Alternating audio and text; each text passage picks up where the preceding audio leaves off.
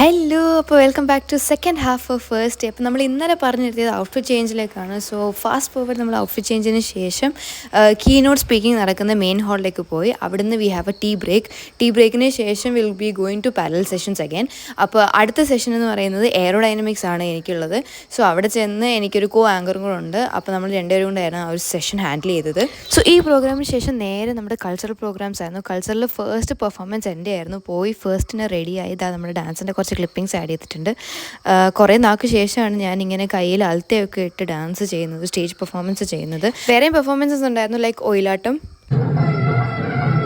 പിന്നെ നമുക്ക് കുറേ ടാലൻ്റഡ് ആയിട്ടുള്ള ജൂനിയേഴ്സ് ഉള്ളതുകൊണ്ട് അവരുടെ കുറേ മ്യൂസിക്കൽ പ്രോഗ്രാംസ് നമുക്ക് കിട്ടി. പിന്നെ ഫോളോഡ് ബൈ HODയുടെ വക ഒരു പാട്ടും. അതിന് വളരെയധികം സപ്പോർട്ടായി ഞങ്ങളുടെ ഡിപ്പാർട്ട്മെൻറ്റ്.